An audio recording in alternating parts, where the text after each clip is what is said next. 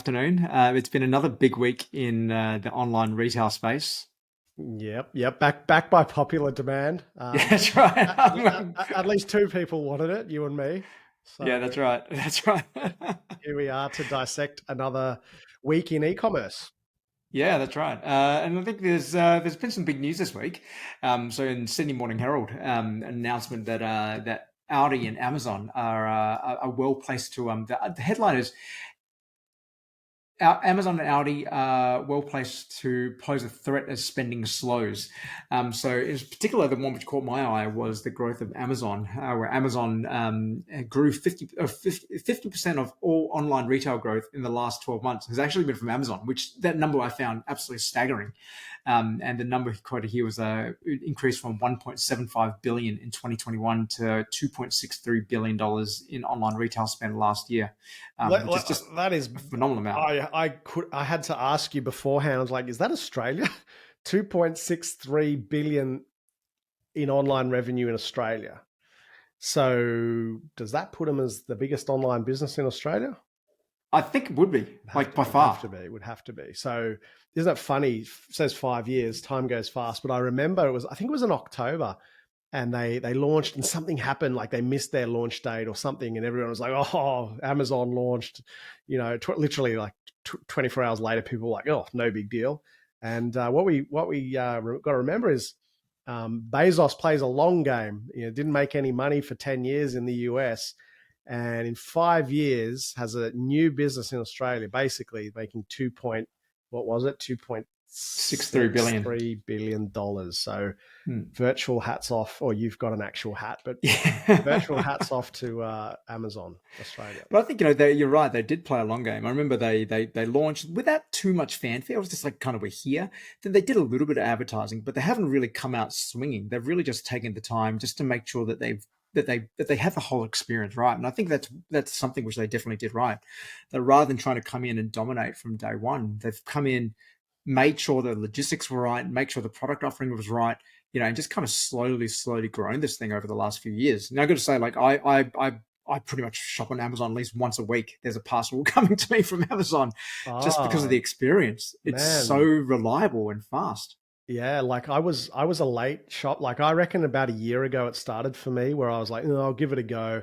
I reckon I'm once a week. I've got 5 things in my Amazon cart here ready to go, and I just found I don't know, because it wasn't part of our culture here. I kind of was like everyone, a bit slow on the uptake, and then I gave it a go, and I was like, this is really good. And now I got the Prime membership. I watch it on TV, and now I shop for Prime because I'm just like, look, I more or less know I'm probably getting a reasonable price, but I can get it tomorrow or the next day, including on a Saturday. I had a delivery. I actually had a delivery on a Sunday at one point, and I Mm. was like, "Oh, you've got me. You have got me." So I'm a convert. It's pretty cool. Yeah, it is. Look, and I get as well. Like, we obviously work with a lot of retailers, including some who do sell on Amazon as well. And the thing is, marketplaces also aren't for everyone, Mm. either. So just because they're growing doesn't necessarily mean that it's going to be the right fit for you either. Well, I I feel. think I think you're right. Like, 'cause I don't think any of the brands that I advise are listing on Amazon because because most of them are brands, and I still do see Amazon probably more. I shop on Amazon more for commodities and things that Mm. I'm not so worried about for brand. But that's opportunity, right, for online retailers to differentiate by saying, well, we might not have the logistics offering, and we might not have the huge SKU range, but we can still compete on brand. And I think something there's definitely a space for everybody. Amazon's not, the be all and end all of e-commerce in Australia, but my God, they're doing well. I think part of that is like that fulfillment experience, like after that post purchase experience. I think they've absolutely nailed that. Like you said, being able to deliver on a Saturday and a Sunday, having stuff shipped fast. Like you order something, I've ordered something before at like 10 p.m. and then I get the notification at like 1 a.m. saying your order's on the way, Yeah. whatever it is.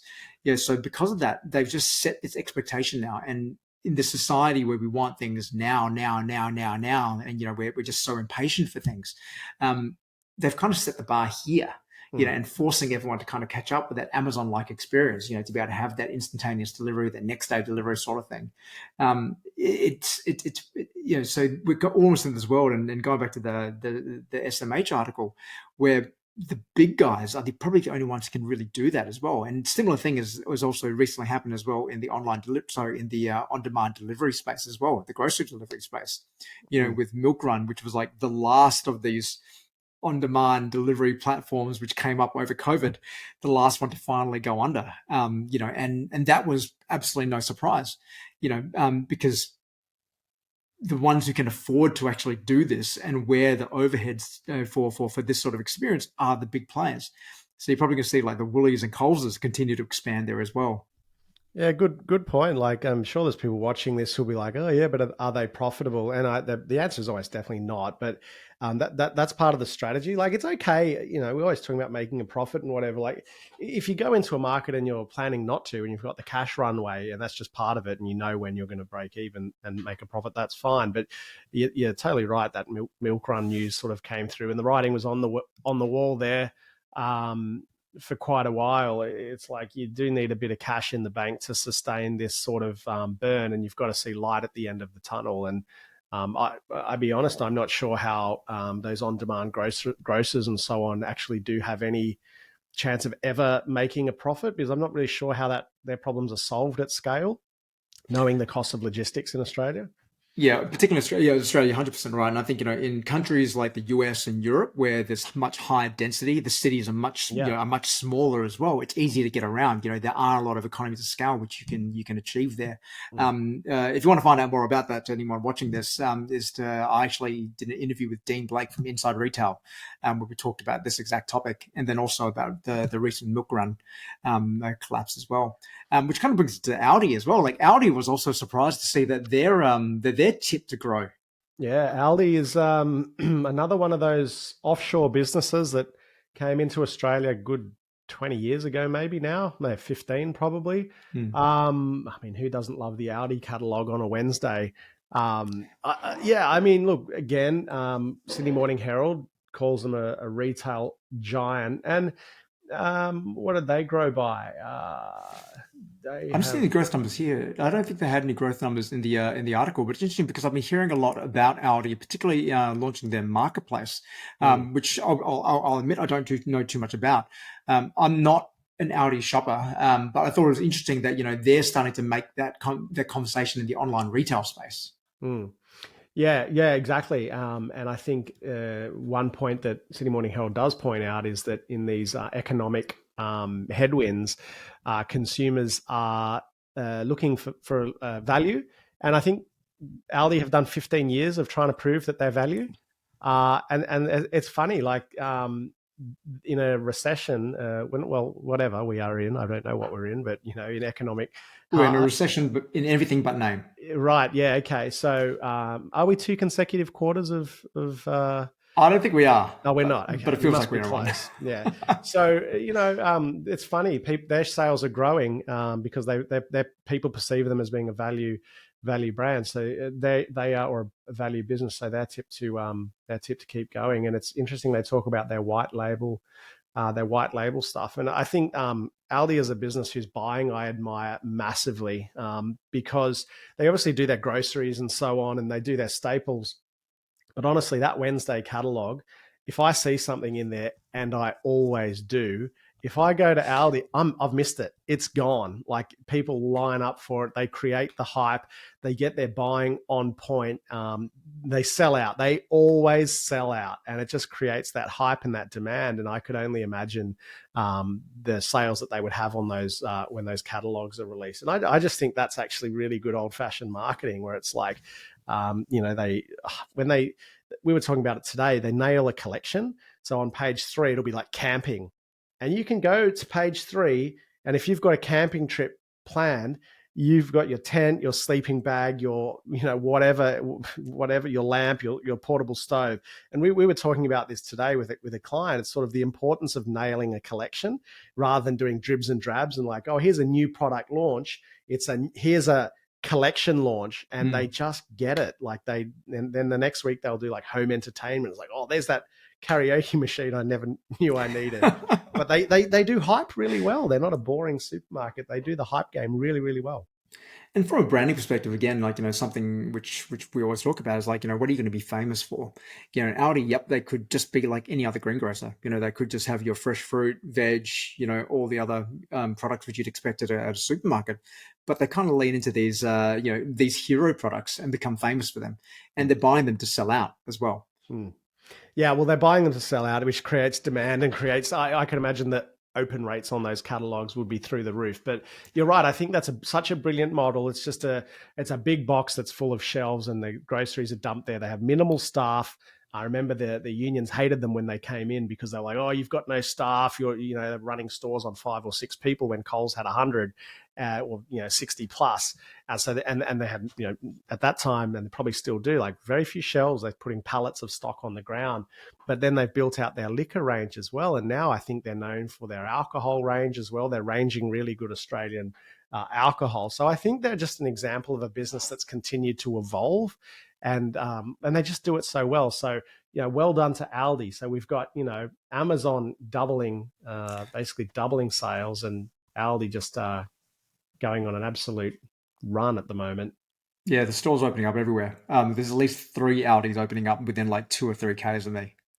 Yeah, wow, and that's and that's there's something for us to learn from that. And a lot of online retailers are struggling at the moment. So, what can we learn from Amazon and Aldi? I think there's. Well, I think it's that innovation piece, like you said before. Just like both those brands just continue to innovate in terms of what they do, whether it be Aldi in terms of their product offering, finding unique products which you can only get from there. Having those Wednesday sales, collections which they're launching, as well as looking at Amazon, where in terms of their fulfillment. Yeah. It's just a consistent, reliable experience, which really hits, customers, at the bit, which is, that peak end rule, which you've talked about before. Well, Mal, here's actually, I just found that the numbers. So if anyone's wondering, the online store took $1.2 billion of those sales last year, up from 883 million. Third-party market sellers was 316.9 million, up from 181. So, over 300 million from third-party sellers and 1.29 billion and some change from, I guess, Prime memberships. But that's another good one as well, like loyalty programs and stuff, which I'm sort of like, I never really see them do super well because like, our members of our loyalty program spend 3 times more than normal customers. Well, they probably already did. They're your most loyal customers. But Prime is an example of a loyalty program where it's like you actually get something, like you get a whole TV streaming service, and it's like it's the whole bundle. It's the whole bundle of services, right? Yeah, I don't want Not points. Just one thing. I don't want points. I want free stuff. I want other benefits. I want other benefits. And I think that's they've bundled it in nicely. Honestly, they made it too hard for me to say no to the TV streaming, and knowing that I get the shipping, I get the TV streaming, and it's cheap. So I think that's and I think Walmart have something similar. Not Walmart. What's the one here?